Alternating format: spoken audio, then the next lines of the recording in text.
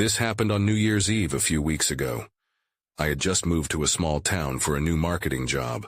I was 33, alone in my new apartment, trying to enjoy a peaceful night after leaving behind memories of a bad breakup. I remember thinking how calm everything felt.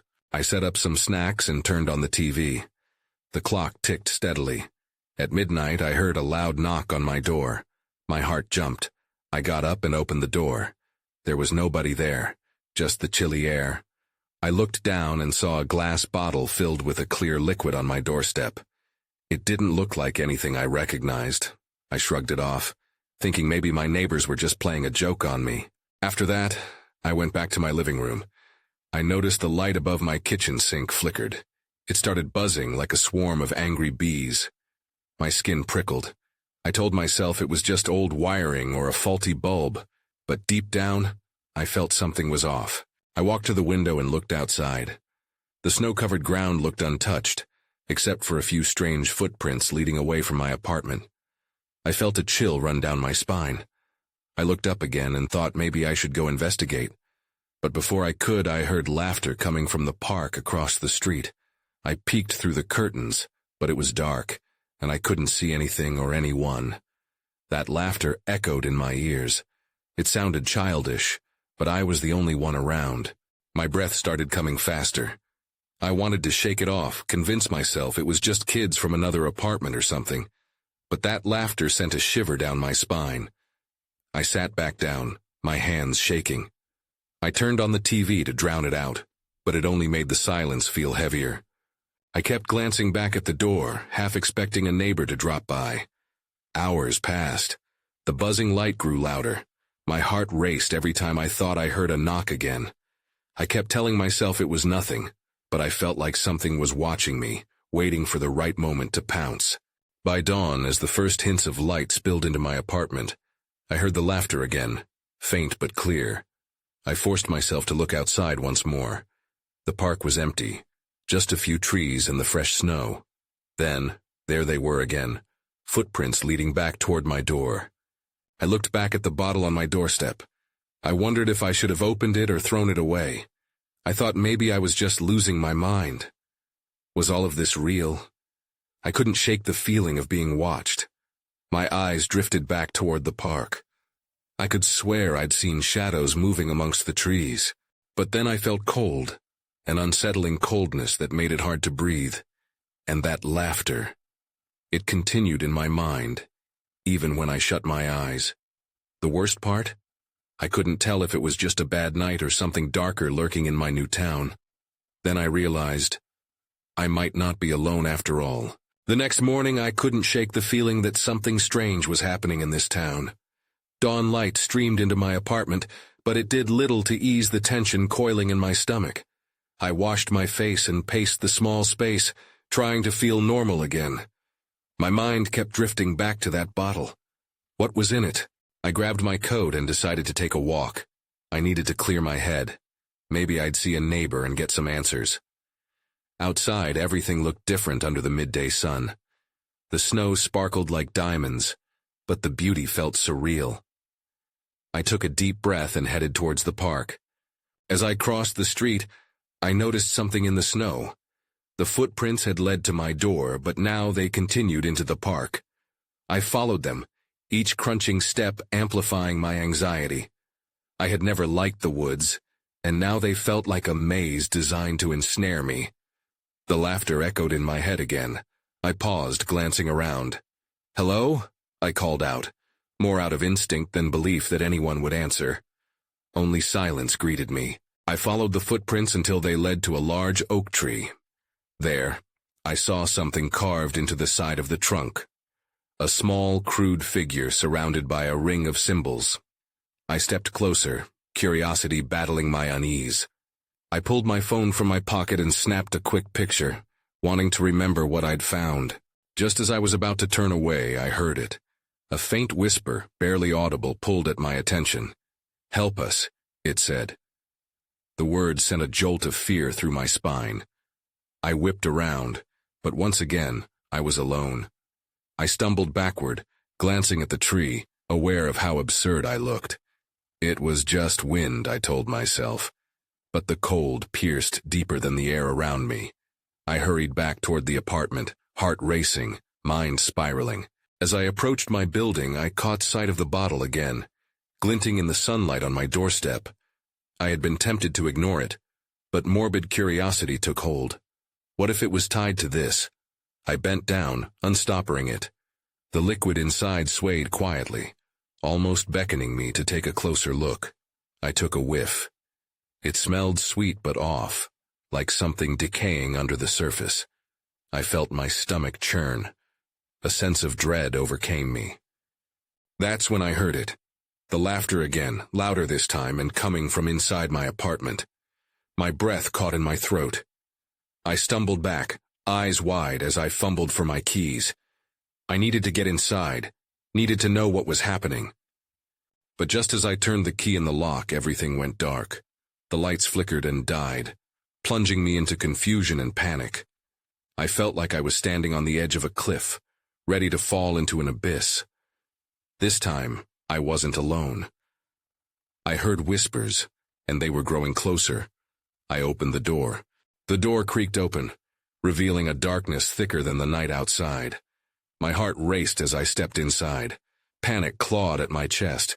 I flipped the light switch multiple times, but nothing happened. All I could hear was the steady pounding of my pulse in my ears. "Hello?" My voice echoed, sounding uncertain even to me. I took a cautious step inside. The cold air felt alive, stirring around me. The laughter had faded, replaced by a chilling silence. Fumbling through the darkness, I reached for my phone. The dim screen cast a faint glow that felt both reassuring and ominous. I slowly made my way to the living room, scanning the walls for familiar shapes. No shadows moved, but I couldn't shake the feeling that someone or something was watching me. That's when I noticed it. My belongings were scattered across the floor. My couch cushions were thrown off, books lay open and stacked askew. It was as if someone had been searching for something. My breath quickened. I'd locked the door. How did this happen? Then I saw it, tucked beneath my coffee table, a small piece of paper. I bent down to pick it up, fingers shaking. The writing was frantic and barely legible, but the words leapt out at me. "They're coming. Don't trust anyone." A chill gripped me as I heard a rustling behind me. I spun around, the dim light barely penetrating the shadows. "Who's there?" I said, my voice a blend of fear and defiance. But I was met with silence. I felt trapped, like a hunted animal with nowhere to escape. I turned back to the note, my mind racing. What did it mean? And who was coming? Suddenly, the temperature in the room dropped sharply, and I could see my breath in the air like a fog. I glanced at the balcony door. It was slightly ajar, swaying gently as if someone had just slipped through. I rushed over, pushing it open wider, ready to confront whatever was out there. The cold air blasted my face, nearly knocking me off balance. I stepped onto the balcony, looking down at the snowy ground below. But it was empty. The laughter returned, clearer now, echoing from somewhere deep within the building. It sent shivers down my spine, mixing fear with an inexplicable need to find its source. I turned back toward my apartment, but then I froze. On the wall across from me, in the faint light of my phone, a shadow crawled up the wall. It twisted and contorted, almost taking on a human form. My breath hitched in my throat. What was happening? I stumbled backward, heart racing, ready to bolt. But the shadow flickered and morphed, sinking into the wall as if it were being absorbed. I blinked, and just like that, it was gone. But a new sound caught my attention. Footsteps. I turned my head toward the staircase, eyes wide. They were slow and deliberate, like someone was approaching. I needed to know who was coming, but I was frozen in place. My instincts screamed at me to run. I had to choose, face the unknown or escape into the night. I made my choice. I turned away from the balcony, stepping back into my apartment. The cold air wrapped around me like an icy hand, but I needed to gather my thoughts. I couldn't just stand there. I had to find a place to hide, or maybe even defend myself. As I crept towards the hallway, I glanced at my phone's screen. The time read 11:59 p.m. I had less than a minute before the new year arrived, and the laughter echoed louder, almost mocking me. It was a cruel reminder that while others celebrated, I was trapped in terror. I glanced around my apartment for anything that could serve as a weapon. My heart raced as my eyes landed on the kitchen. A knife. I needed a knife. I rushed in, grabbed one from the block, and held it tightly, the cold steel reassuring against my palm. Suddenly, the footsteps grew louder. They were closer now, almost at my door. I pressed my back against the wall, breath held, listening as the sound stopped right outside. I barely dared to breathe. Every instinct told me to run, but I was too afraid to move. Just then the doorknob rattled. I jumped, clutching the knife like a lifeline. The click of the lock echoed in the deafening silence. Panic surged through me. Someone was trying to get in. "Open up," a voice called, cutting through my fear. It was my friend, Sarah. Relief flooded through me, but it was quickly replaced by dread. She hadn't been invited. How did she know I was here? "Sarah," I replied cautiously, my voice a whisper. I still couldn't shake the feeling that something else was lurking in the apartment. "What are you doing here?" "Just let me in," she insisted, sounding frantic. "We need to talk." I hesitated. The last thing I wanted was to open the door, but I needed to know what had drawn her here. As I debated whether to unlock it, the laughter returned. This time, mixed with whispers echoing all around me. "Please, I need your help," Sarah said again, her voice trembling. I could feel a presence swirling around, pressing against the walls of my mind. There was something more than just Sarah. I could sense it. The hairs on the back of my neck stood on end. Against my better judgment, I approached the door. I slowly turned the lock, the sound echoing ominously. I unlocked it, and the door creaked open. The moment I looked into her eyes, something felt wrong. Sarah stood there, her face pale, eyes wide with fear. But it wasn't her fear that sent chills down my spine. Behind her, shadows slipped in, whispering incoherently, swirling around like smoke. "Get inside," I shouted, pulling her in before I could think twice. Young and vulnerable in the face of the supernatural, we stumbled back into the kitchen. My heart raced as I realized the door behind Sarah was wide open again. And it didn't take long before everything fell silent again. But this quiet felt charged with anticipation. I turned to look at Sarah, but she didn't seem like Sarah anymore. "What did you let in?" she asked, her voice hollow. As those shadows danced closer, I finally understood. They weren't here for me. They wanted her. The shadows flickered, curling around Sarah like dark tendrils, whispering secrets that felt sharp and accusing. I felt my heart race as confusion and fear collided within me. "Sarah, what do you mean?" I managed to ask, though I barely recognized my own voice. But she didn't answer. Her gaze was fixed somewhere over my shoulder, her expression a mix of horror and helplessness. I turned, expecting to see what she saw. Instead, the room lay in darkness, a yawning abyss that seemed to swallow the light. Panic surged again. I tightened my grip on the knife. "Sarah, we need to get out of here," I urged, trying to pull her towards the door, but she wouldn't budge. It was as if her feet were rooted to the floor. "Stay back," she hissed suddenly, and her voice dropped an octave, chilling me to the bone. The shadows pulsed, encircling her but still avoiding me, their whispers growing frantic as they swirled around like a relentless storm. "Please, you have to listen to me," I pleaded, fear creeping into my voice. "We need to find a way out." A laugh, guttural and unsettling, echoed from the darkness. It sent shivers racing down my spine. "You're too late," it hissed, and I realized it came from Sarah, though she wasn't the one speaking. "You invited us in." "What?" I gasped. My chest tightened. The words felt like a heavy weight hanging over me, threatening to crush me into submission.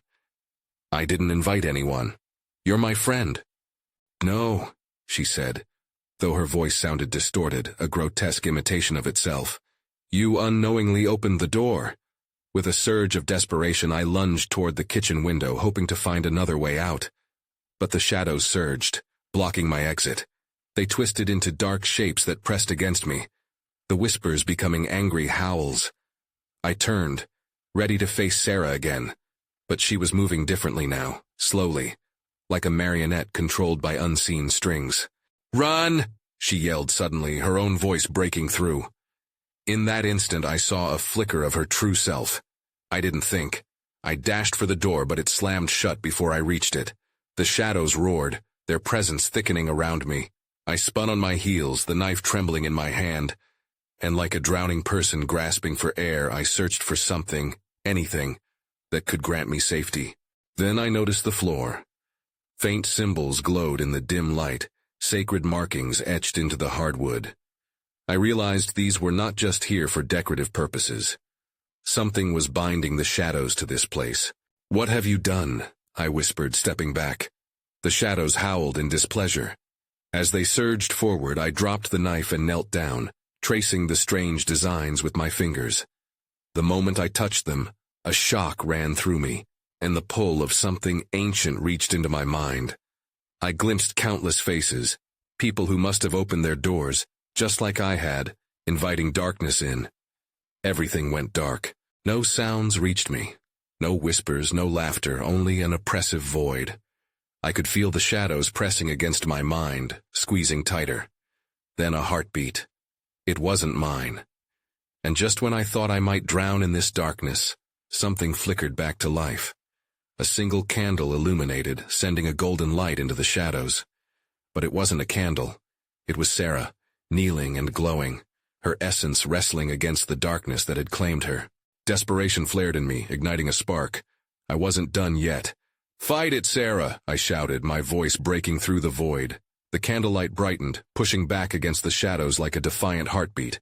But as I reached out toward her, I felt a cold hand grip my waist, yanking me backward. To the floor, the shadows laughed, pulling me into the gloom once again. "Leave while you can," they whispered, their voices a chilling chorus. Struggling, I clawed at the floor, desperate to hold on to the last flicker of light. But then everything faded to dark once more. The darkness swallowed me, thick and heavy, until everything melted away into nothing. My body felt weightless, and I floated in a dull gray void. I could still sense the shadows creeping around me, their cold whispers brushing against my consciousness. They didn't want to let go. Then a jolt, a sudden surge of awareness that pulled me back. I gasped, drawing in air as if I had been submerged underwater. I blinked, finding myself back on the floor of the kitchen. The flickering golden light was still there, fighting against the encroaching shadows. But now it shimmered with a wavering intensity. I shot up, frantically scanning the room. It felt different, alive in a way that made me nauseous. The marking on the floor pulsed gently, almost beckoning me to touch them again. But I hesitated, afraid of what I might find. What had these symbols called forth? "Sarah," I called out, my voice cracking. "Voice. Help me." A whisper floated through the air, breaking like glass. It was Sarah's voice, but not quite. I felt my heart race. She was still here, somewhere, trapped under the weight of whatever had entered with me. I had to get her back. "Where are you?" I shouted, but the shadows answered instead. They whispered my name, soft and taunting, like a lullaby meant to soothe a restless child. I clenched my hands into fists, trying to drown out their sing-song voices. I needed to think. Flicker of movement caught my eye. In the corner of the room, something writhed and twisted. I crept closer, squinting through the dim light. It was hard to tell, but I recognized Sarah's silhouette struggling against a mass of swirling shadows. "Hold on! I'm coming!" I yelled, lunging toward her. The darkness surged violently, hissing as it recognized my intention. Furiously, I threw my hands toward the floor markings, tracing them with purpose. The whispers intensified, becoming a cacophony that screamed, "Turn back!" But I pressed on, tapping into the energy from the symbols. I could feel something within them, an urge, a connection. I needed to sever whatever bond had pulled her in. "Let her go!" I screamed, channeling every ounce of my fear and anger into the ritual. The markings glowed brighter, igniting with an ethereal light that echoed through the shadows. I felt a shockwave ripple through the air, pushing back the dark figures that surrounded us. The room trembled as I called on the ancient power buried in the very floorboards. It surged through my veins, igniting my spirit. I couldn't fail. I wouldn't allow the shadows to take her from me. Suddenly, a sharp pain shot through my arm as one of the shadows lashed out, biting into my flesh. I fell to my knees, struggling to keep my focus. "Fight it, Sarah! We can break this together!" In that moment, something shifted. I saw Sarah's eyes flicker, battling against the darkness that held her captive. "You have to trust me," I urged, scrambling to my feet again despite the burning pain. The shadows recoiled as the light expanded, illuminating the room until it felt blinding. Then the walls around us began to waver. I was dimly aware that time was fragmenting. I dug deep, desperate to hold on, when something caught my eye. In the maelstrom of shadows I spotted a glint, something metallic among the swirling vortex. My heart sank as a horrifying realization dawned upon me. That glint wasn't just an object. It was a part of Sarah. No! The sheer weight of fear pushed against me. I had to act fast. Before I could think of the consequences, I leaped forward, reaching into the shadows toward that glimmering piece of her. Suddenly, everything exploded into chaos. The final cry echoed in my ears as I was yanked away, thrown back into the darkness. And then, silence.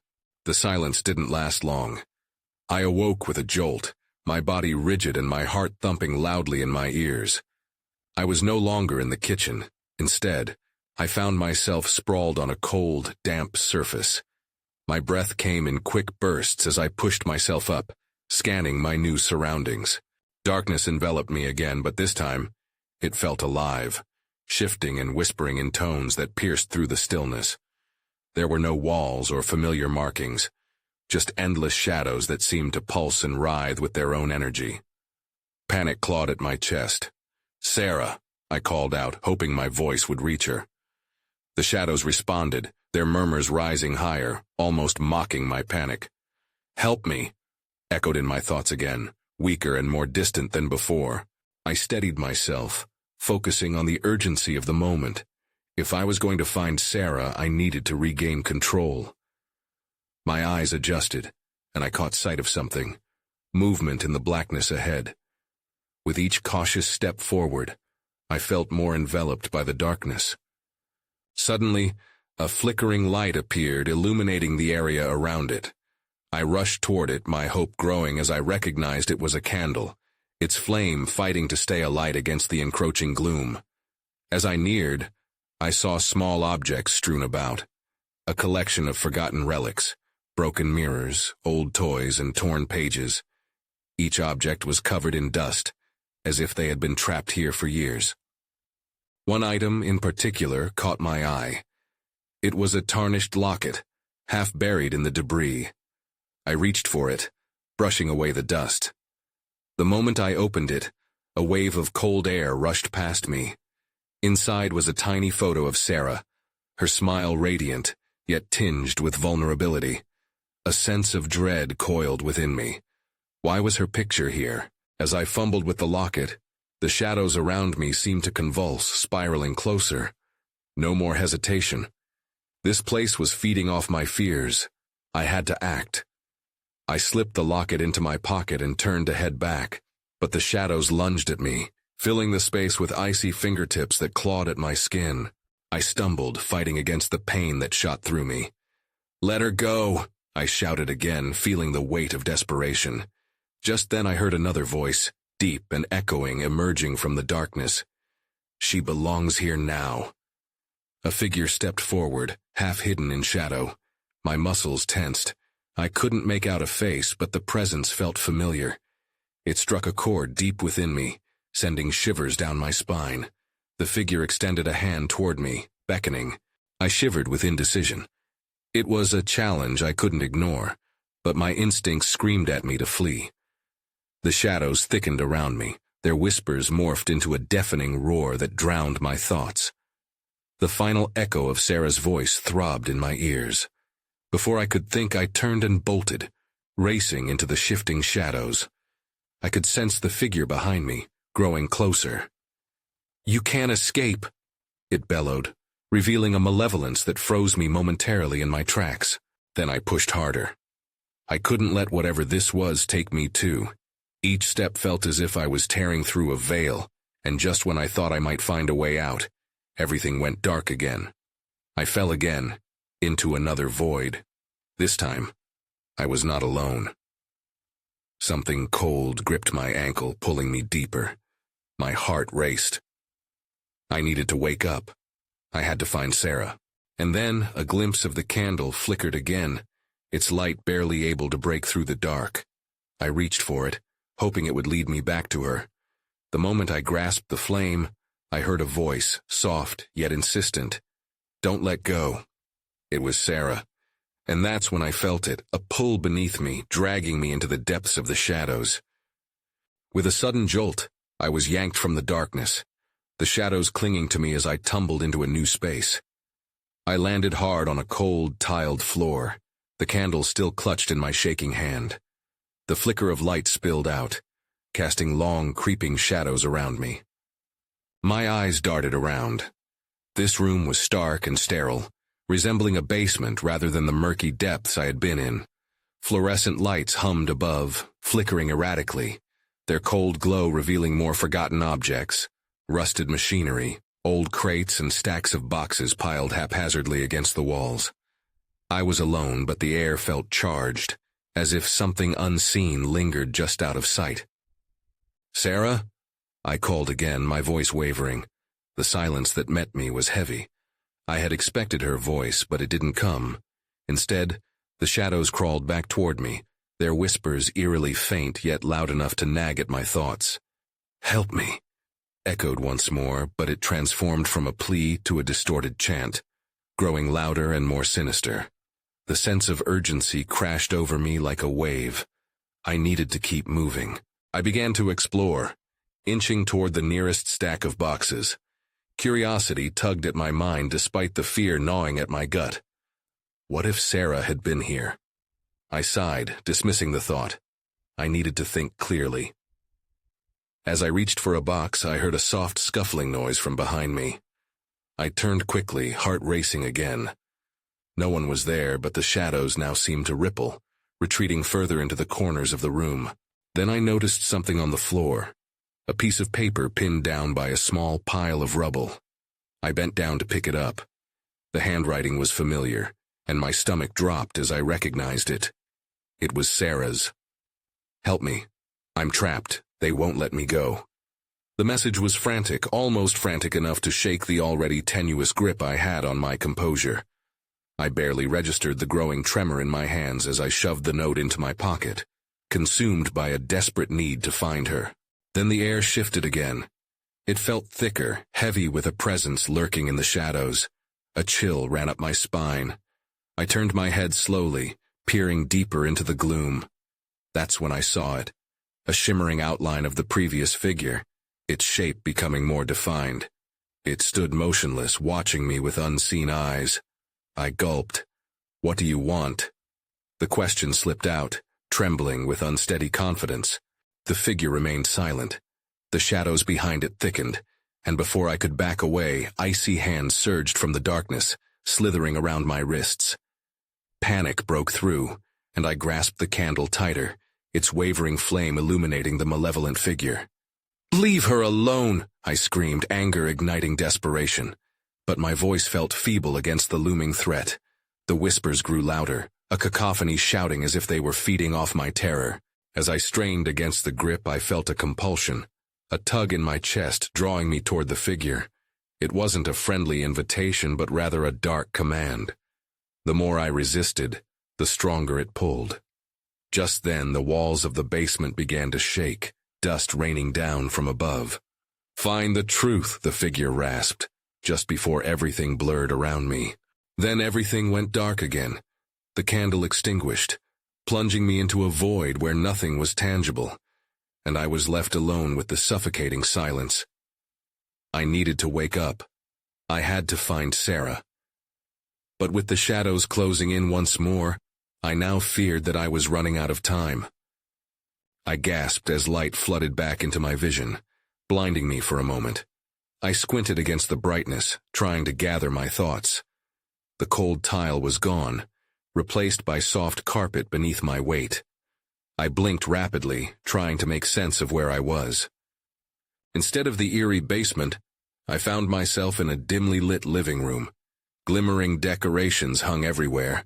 The colorful lights flickered cheerfully, illuminating small groups of people who laughed and chatted, oblivious to the fear that clung to me like a second skin. It was New Year's Eve. I recognized the party. My friends were gathered together, celebrating the end of the year. Relief washed over me, but it was short-lived. "Sarah!" I shouted, scanning the room. Panic jabbed at my chest again. She had to be here somewhere. A familiar voice called back, "Hey, you made it!" It was Jenna, one of our closest friends. She approached, but her smile faded when she saw my expression. "Are you all right?" I don't know. I think Sarah needs help." My words tumbled out, frantic and pleading. "Sarah is fine, she's right over there." Jenna pointed toward a nearby table where Sarah was sipping a drink and laughing with a group. I felt buoyed at first, but then something shifted. The menacing whispers from the basement pressed into my mind again, and as I looked closer, Sarah's smile didn't reach her eyes. That's when I noticed the shadows in the corners of the room. They writhed and pulsed like living entities, stretching toward the light of the party. The laughter echoed mockingly, discordant with what I felt inside. "Jenna, we need to leave," I said, urgency spilling into my voice. "Something's wrong, we can't stay here." She frowned, concerned. "What are you talking about? It's New Year's, we should celebrate. I swear I just came from a place where—" I paused, the memory of the basement washing over me, the icy hands, the figure, the pressure pressing down on me. What was real? What was a dream? Before I could finish, the lights flickered violently. A quiet unease slithered through the guests, faces turning confused and anxious. My heart raced. The shadows lengthened, creeping closer, and I saw them dash across the walls. "Jenna, look, they're coming!" My voice rose in volume. People around us began to murmur, eyes darting toward the growing shadows. Then, it happened. The laughter was snuffed out, and the lights went dark, plunging the room into chaos. I grasped Jenna's arm, fear coursing through me as I felt the weight of the grip I'd lost back in the basement. "Sarah!" I yelled, desperate to find her again. The chilling sensation washed over me, like icy tendrils gripping my body. For a heartbeat, silence hung in the air. Then the figure appeared again in the shadows, more defined than ever, and it whispered in a voice that reverberated deep within my bones. "Find the truth." Before I could react, a harsh light blazed back on, illuminating the room once more.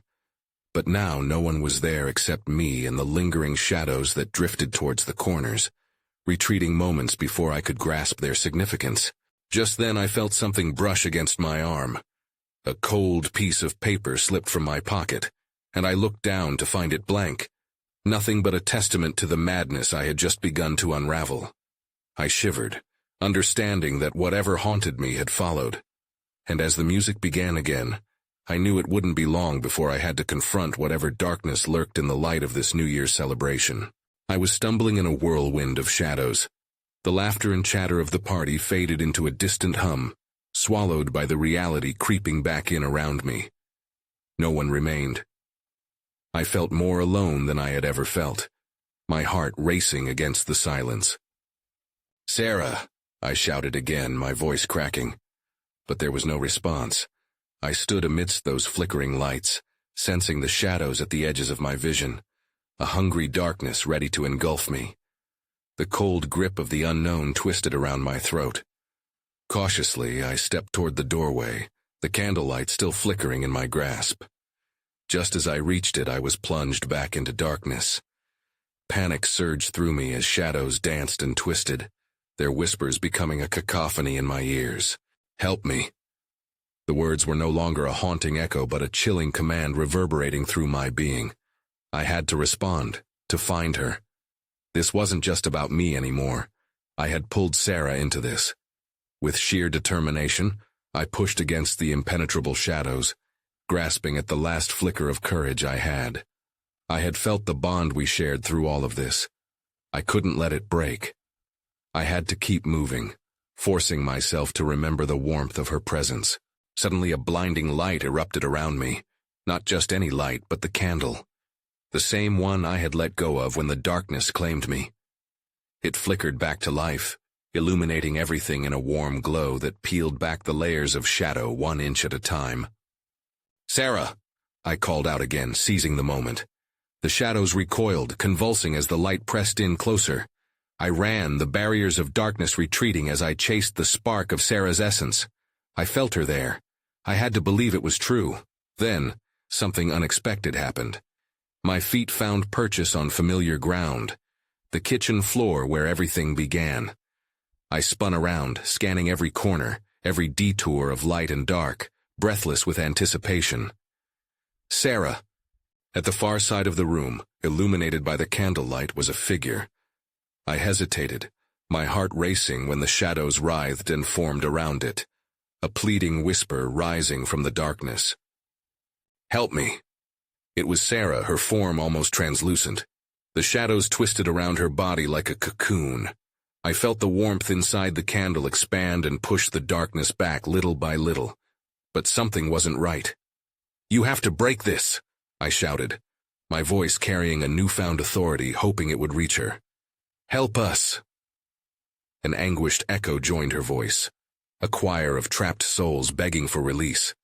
I clutched my head, every cry glancing off the walls, gnawing at my sanity. I reached deep, recalling everything I'd uncovered, the markings that pulsed beneath my fingertips, the truth. I remembered the note that Sarah had written, her frantic penmanship begging for freedom. "You promised, Sarah. We can do this together." In that moment I focused on the candlelight, pulling it closer to the shadows enveloping her. The flickering flames surged with energy, growing brighter as I let go of my fear and faced the shadows. "You can't hold her anymore. She belongs in the light." My voice was a chant, a rallying cry driving the shadows back. The result was immediate. The air thickened and the shadows screamed as if they were being burned alive. They writhed and twisted, swinging violently against the warmth of the light. Sarah blinked, her eyes finding mine, wide with equal parts terror and recognition. "Do it!" I yelled, my heart thunderous. "Fight back, Sarah!" As if awakening from a trance, she looked free again, eyes blazing with determination. The tendrils of shadows that wrapped around her flickered and weakened, fraying at the edges. I could feel the energy in her shift, the bond between us strengthening as the flame pulsed in rhythm with our hearts. The shadows howled as they began to dissolve, losing their grasp. Morgan's essence burst forth, intertwining with mine as she broke free. Together, we ignited a brilliant flare of light that swept through the darkness, obliterating it entirely in a wave of warmth and brightness. For a moment I thought we were safe, but the darkness never fully vanished. In the corners of the room, remnants still gulped at the edges, searching for a way back in. There would always be questions, lingering curiosities about what it meant, what was real, and what was merely illusion. "Look," she said, her voice now steady, the shadows dwindling around us.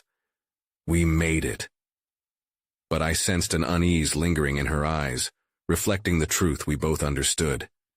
As we stood in that moment, the shadows retreated but never fully disappeared. Would they return? "I don't know how much longer we can keep them away," I admitted, forcing stability into my voice. She clasped my hands, an anchor against the uncertainty we faced. "We'll figure it out, together." But the lingering chill clung to me like an itch just out of reach. I glanced at the now dim candle that had acted as our beacon, uncertain of its power, of the possibilities we'd stumbled upon together. There would always be something lurking in the corners, echoing questions unanswered. I didn't even realize we had retreated until I felt the cool night air fill my lungs, bringing with it a taste of fresh beginnings. We stood outside, the shadows of our ordeal beckoning from the threshold of the building behind us. And so we left that place, but questions still followed, about those shadows and whispers that remained. I took a deep breath, ready to face the new year, knowing it carried the promise of light, yet feeling the chilly embrace of an unresolved truth. I moved to a different town shortly after, hoping the distance would erase the memories, but I still think about it sometimes. I still wonder if I'll find those shadows again and if they'll lead me back to the night I almost lost everything, walking the line between light and dark.